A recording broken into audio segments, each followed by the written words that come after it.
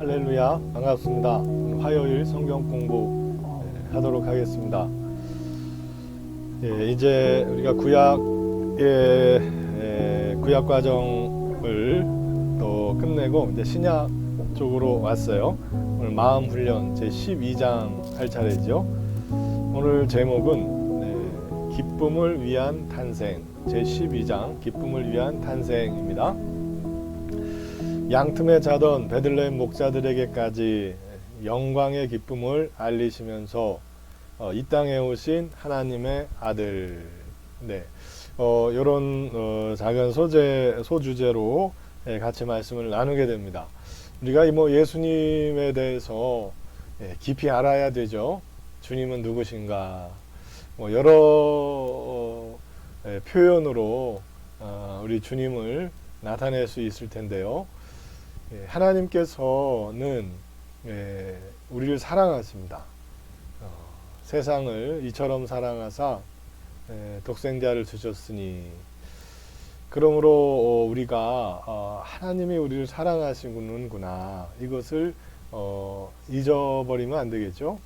그래서 우리를 사랑하시는데 어떻게 사랑하시는가, 지난 시간 우리가 같이 말씀을 나눴듯이 예수님을 보내주심으로 우리를 죄에서 건져내서 사랑의 아들의 자녀의 지위를 회복해 주시는 그런 모습을 실질적으로 하나님께서 보여주신 것이죠. 실행해 주신 것입니다. 주님께서 오셨을 때 하나님께서는 주님을 얼마나 사랑하시는지 이렇게 좀 표현해 주셨고, 또 주님을 사랑하시는데 또 그만큼 우리들을 사랑하시기 때문에 예수님을 이 땅에 보내셔서 예수님의 생명으로 우리를 다시 살려주신 것이죠. 그래서 오늘 예수님이 이 땅에 오신 그 의미와 거기에 맞물린 그 하나님의 사랑의 표현, 마음, 이런 것을 우리가 좀 이렇게 배워보도록 하겠습니다. 자, 먼저 이 하나님의 말씀, 우리 주님의 탄생과 관련된 말씀 좀 보도록 하죠. 누가복음 2장 9절 말씀입니다. 주의 영광이 그들을 두루 비추매 크게 무서워하는지라. 보라, 내가 온 백성에게 미칠 큰 기쁨의 좋은 소식을 너희에게 전하노라. 천사가 나타나서 베들레헴 인근에 있는 그 양치는 목자들에게 예수님의 그 탄생 소식을 전할 때에 하셨던 말씀입니다. 온 백성에게 미칠 큰 기쁨의 좋은 소식, 복된 소식, 복음이죠. 너희에게 전하노라. 그렇습니다. 예수님의 탄생은 우리에게 기쁨의 복음, 큰 기쁨의 좋은 소식이었습니다.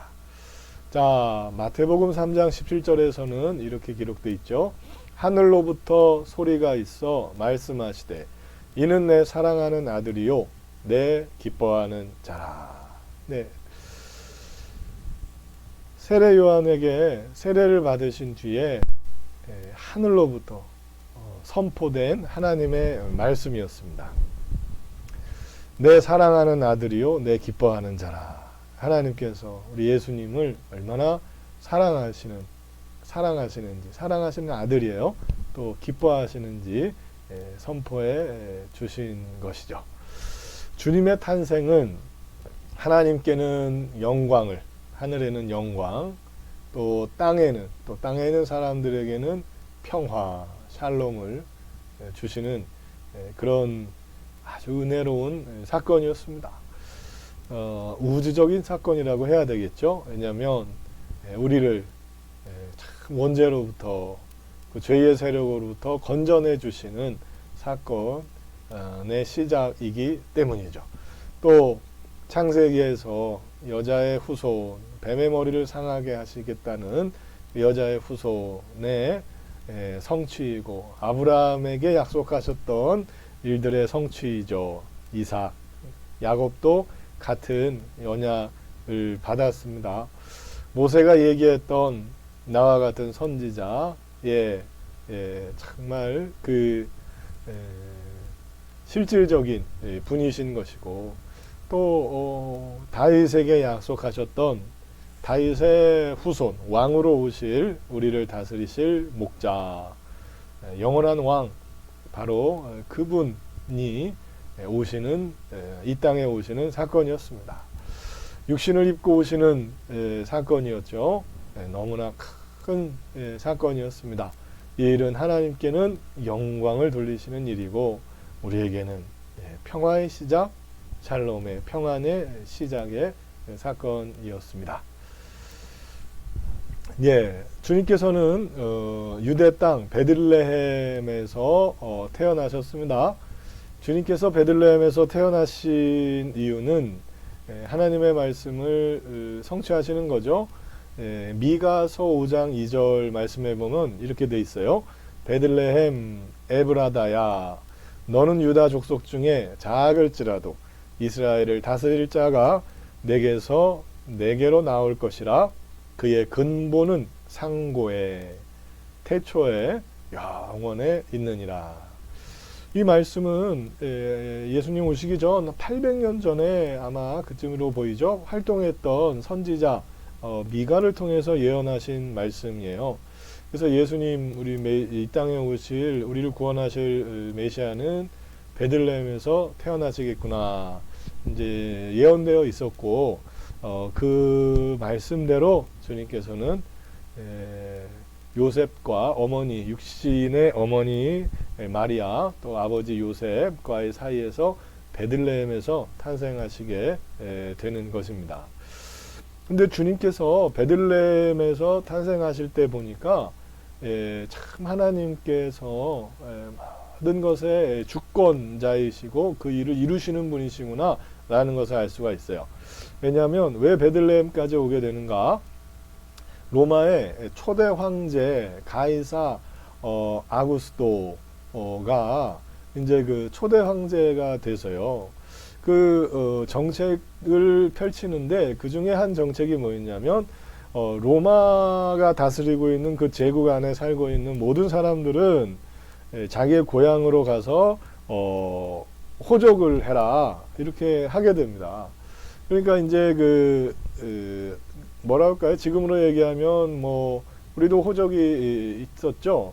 그리고 주민등록증도 다 가지고 있습니다. 그래서 거주하고 있는 모든 사람의 어떤 신분과 어떤 백성으로서의 그런 이제 표식을 다 받게 한 거죠. 그러니까 이제 이제 세금 정책도 있을 거고, 통제 관리하기 위한 그런 정책을 사용하기 위함이었을 것입니다. 그래서 이제 호적 정책을 하게 되니까 요셉과 마리아의 고향인 거예요, 베들레헴이. 그래서 이 사람들이 이제 멀리서 이제 살고 있다가 이곳까지 오게 되는 거죠.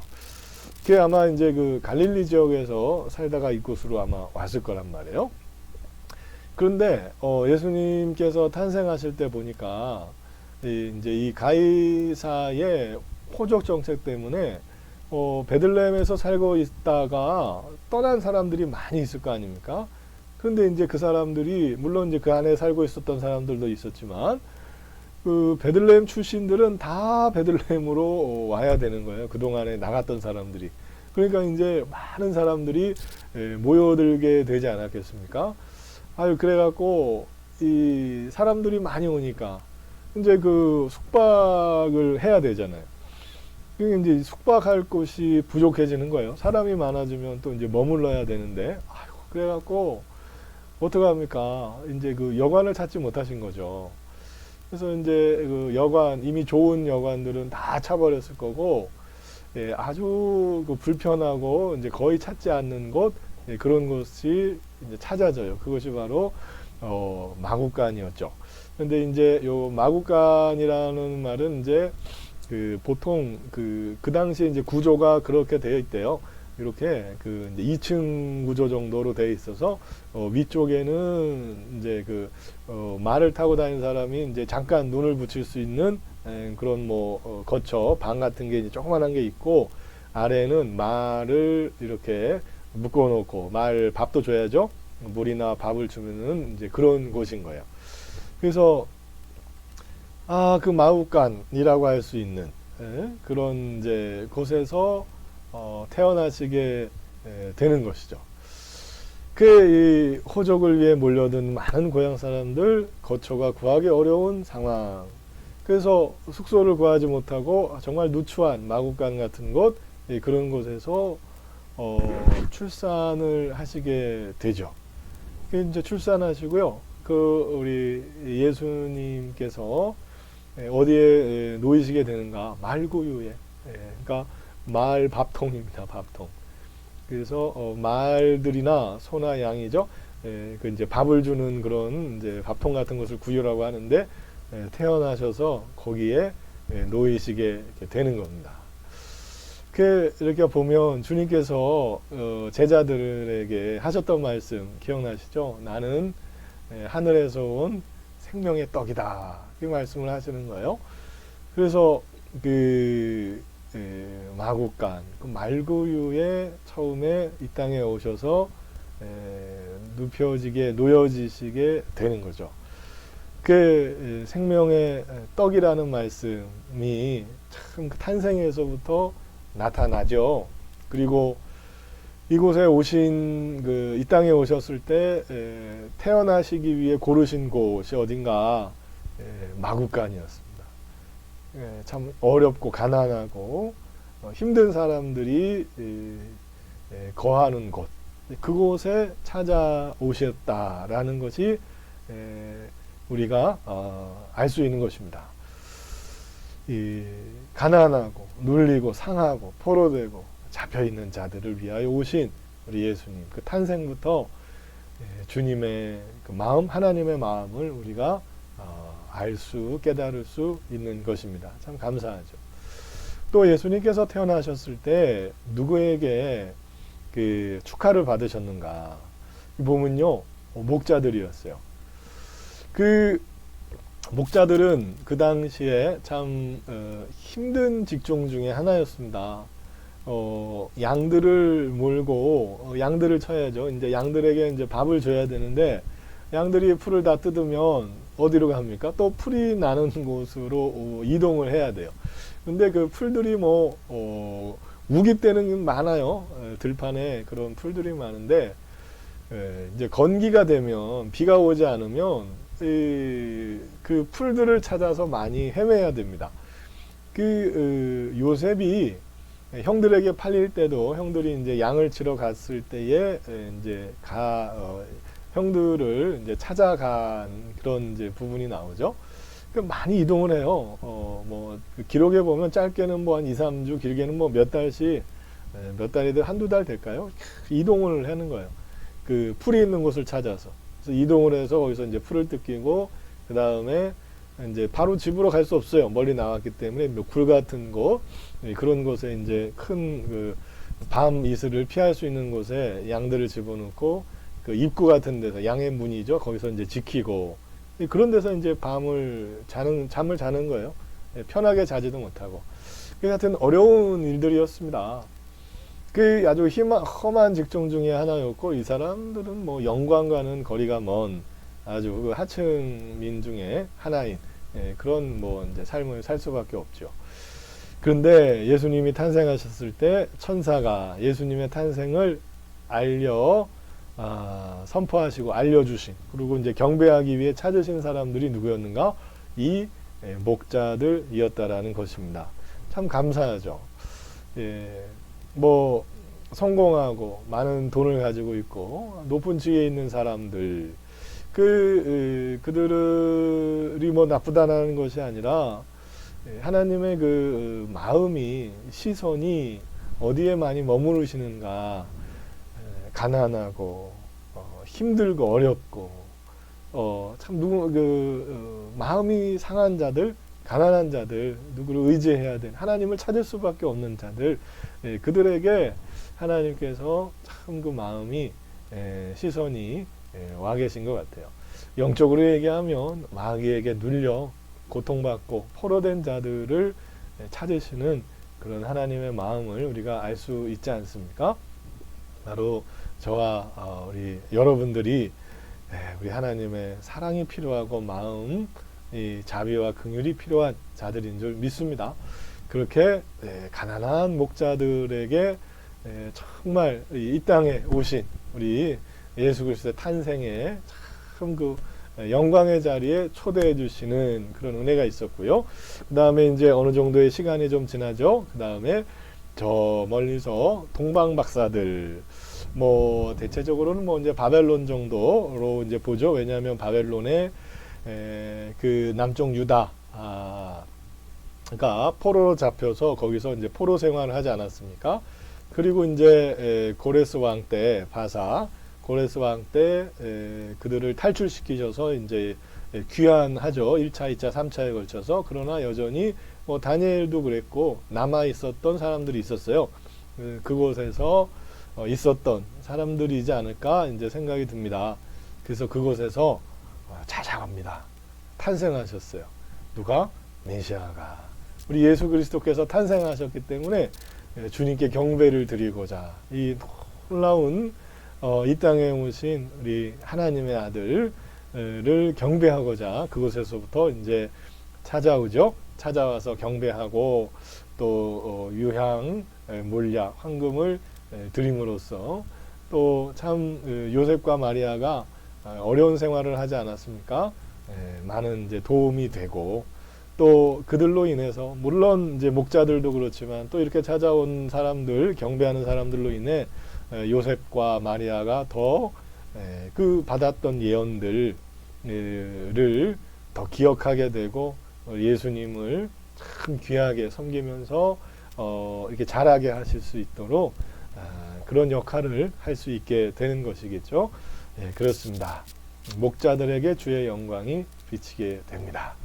우리 하나님께서는요, 예수님에 대해서 한 두 번 정도 하늘의 문을 여시고 선포해 주셨어요. 뭐라고 하셨습니까? 예수님에 대한 그 사랑을, 예수님이 하나님께 얼마나 큰 기쁨을 주시는 분이신가에 대해서 말씀하시죠. 언제 그랬어요? 세례 요한에게 수세 후에, 그러니까 세례 받으신 후에 하늘의 문이 열리고 선포가 되죠. 이는 내 사랑하는 아들이요 내 기뻐하는 자라. 하나님의 마음을 알 수 있습니다. 예수님을 생각하시는 마음, 또한 그런 예수님을 우리에게 보내신 하나님의 사랑을 우리가 알 수 있죠. 또 이제 십자가에 달리시기 전에 제자들에게 주님이 어떤 분이신지를 명확하게 나타나셨던 사건이 있었죠. 그 산에 올라가셔서 변모하셨어요. 빛으로 옷을 뚫고 빛이 막 나오고 모세와 엘리야도 이제 그곳에 주님과 함께 하셨던 모습. 그때 또 하나님의 말씀이 하늘로부터 제자들에게 선포가 됩니다. 이는 내 사랑하는 아들이요 내 기뻐하는 자니 너희는 저의 말을 들으라. 우리 주님의 말씀 한마디 한마디가 다 하나님의 말씀이요 계획이신 것이죠. 그렇게 선포가 되는 것입니다. 하나님께서는요, 사랑하는 아들을 우리를 위해서 내어 주셨습니다. 예수님의 탄생은 우리에게 이 땅에 그 구원이 필요한 우리들에게 참 기쁨의 복된 소식이었습니다. 우리 주님에 대해서 우리 참 그 제자들이 제일 잘 알죠. 아무래도 같이 있었고 택함을 받아서 주님의 말씀과 삶을 3년간 옆에서 지켜보고 들었던 분들입니다. 아주 귀한 분들이죠. 그 중에 이제 막내 요한이 있었습니다. 요한을 막내라서 그럴까요? 주님께서 특별히 좀 사랑하셨던 그 모습이 우리 성경을 통해 알 수 있습니다.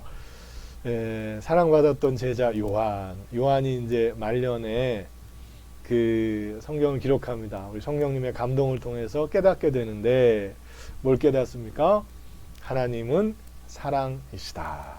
아멘, 할렐루야. 하나님은 사랑이십니다. 사랑이 많으시고 또 그 풍성한 사랑을 만물과 또 인간에게 부어주시고 또 부어주시기를 원하는 분이십니다. 그 하나님은 사랑이시다 이렇게 말씀을 하셨어요. 우리가 먼저 사랑을 받았고 우리가 하나님을 사랑하게 된다. 예수님을 통해서 알게 된 거죠.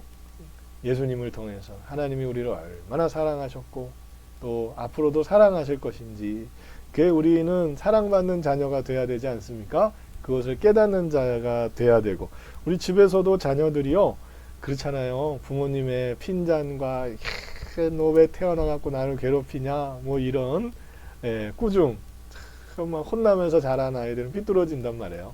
근데 사랑받으면서 자란 아이들은 얼마나 그 자존감이 커요. 늘 나는 사랑받는 존재로서의 자존감, 어머니 아버지께 우리 가정을 위해서 잘해야지, 그리고 나도 좋은 사람 돼야지, 이런 게 되면서 아주 귀하게 좋은 훌륭한 인물로 크지 않습니까?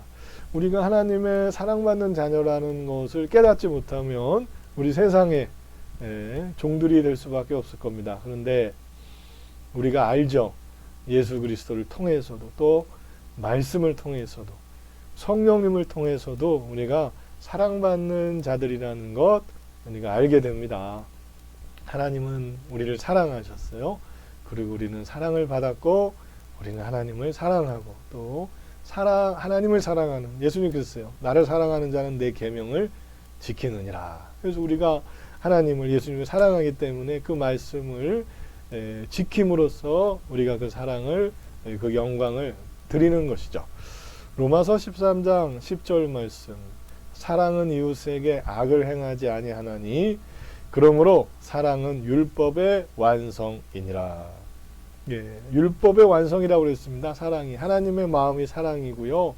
그 사랑을 우리가 가득히 내 안에 품으면 하나님께서 우리 마음에 하나님 말씀을 주신다 그랬거든. 하나님의 사랑을 주시는, 예수님을 우리 가운데 주시는 거예요. 그래서 우리가 그 사랑을 받아서 그 사랑을 사랑의 통로가 된다면, 전하는 자가 된다, 나타나는 자가 된다면 율법을 완성시키는 거죠.